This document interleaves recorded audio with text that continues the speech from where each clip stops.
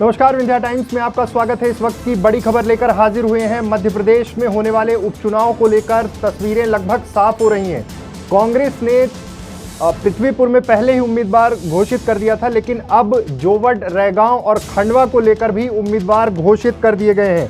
Khandwa Lok Sabha seat से पूर्व विधायक राजनारायण सिंह पुरनी, जोवट से महेश पटेल और रैगांव से कल्पना वर्मा को टिकट दिया गया है। बड़ी खबर है इस वक्त की, अरुण यादव ने जब पारिवारिक कारणों का हवाला दिया था और सीधे तौर पे ये कहा जा रहा था कि वो खुद पीछे हट रहे हैं।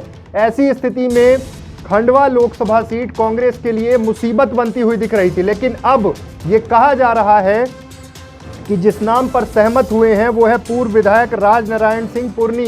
दिग्विजय सिंह के समर्थक बताए जाते हैं, कई बार विधायक रह चुके हैं, अब उन्हें कांग्रेस ने लोकसभा प्रत्याशी बनाया है। उपचुनाव में नंद कुमार चौहान के निधन के बाद ये सीट खाली हुई थी।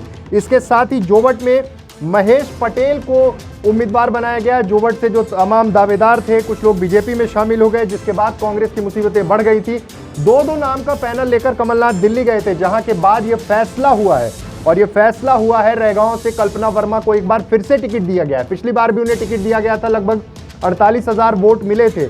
उसके बाद से तरह तरह की चर्चाएं थी, उषा चौधरी का नाम था, लेकिन फिर से एक बार कांग्रेस ने कल्पना वर्मा को टिकट दिया है। बड़ी बात है, कल्पना सतना से जिला पंचायत सदस्य भी हैं, सतना जिला पंचायत सदस्य भी हैं। वहीं महेश पटेल अलीराजपुर के जिलाध्यक्ष हैं। ज्ञात है कि खंडवा से कांग्रेस के वरिष्ठ नेता अरुण यादव की जो दावेदारी थी वो कर रहे थे, लगातार दौरे पर थे, लेकिन पिछले दिनों दिल्ली में मुलाकात के बाद जब प्रदेश प्रभारी से मिले थे, उसके बाद जो उन्होंने ट्विटर पर लिखा था कि लिखित में अवगत करा दिया है, वो पारिवारिक कारणों के कारण चुनाव नहीं लड़ना चाहते। लेकिन अब तस्वीरें साफ हो चुकी हैं। पृथ्वीपुर में पहले ही टिकट दे दिया गया नितेन सिंह को, और उसके साथ अब जो सीटें बची हुई थी जिन पर ऐलान होना बाकी था, उसमें रैगांव में कल्पना वर्मा को टिकट दे दिया गया है।